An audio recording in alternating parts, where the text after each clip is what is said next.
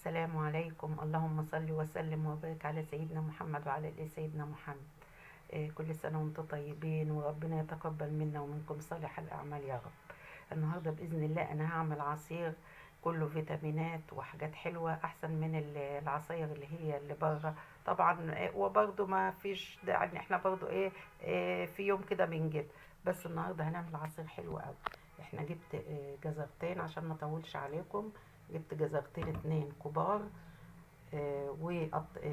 وغسلتهم وقشرتهم ورحت مقطعاهم وهرفعهم على النار.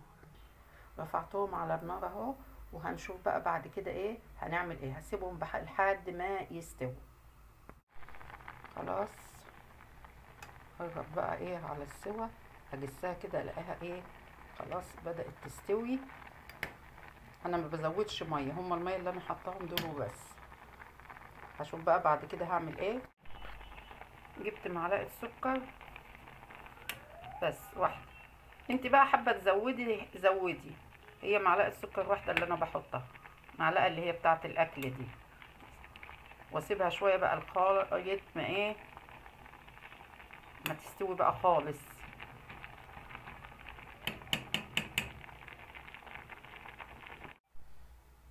انا عايزه اوصل بقى للسوا بتاعه كده. شايفين استوى خالص.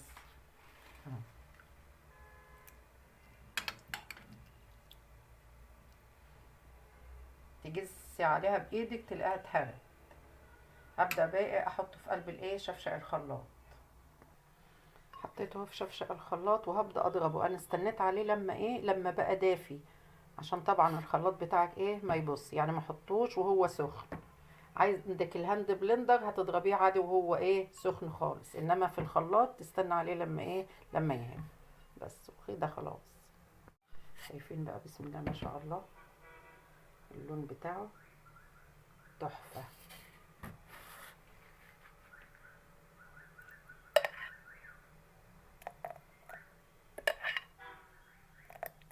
حابه تحطيه بقى مع عصير مانجا، برتقاني، يستفندي. هنشوف بقى انا هعمل هحط معاه وكله فيتامينات، احلى من العصاير اللي هي بره مليون مره. هنشوف هنعمل بقى معاه شايفين طالع تحفه بسم الله ما شاء الله. تقيل وجميل وروعه، وبفلوس بسيطه، ولا كلفنا نفسنا ولا عملنا اي حاجه. حاجه طبيعيه عاملاها في قلب البيت. جزرتين واستفنديتي بس. هنصب بقى في الكوبايات بسم الله الرحمن الرحيم.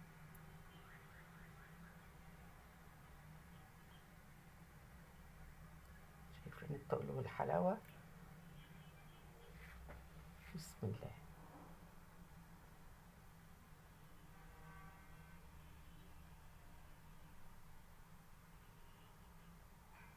حاجه كده، حاجه ببلاش كده، وحاجه طبيعيه وجميله. وعلى فكره اللون عندي اغمق من لون الموبايل. شايفين ايه رايكم بقى؟ كانها مانجا. كل سنه وانتم طيبين، واقول لكم اترككم في رعايه الله وامنه وحفظه، وانتظروني في فيديو جديد. والسلام عليكم ورحمه الله وبركاته.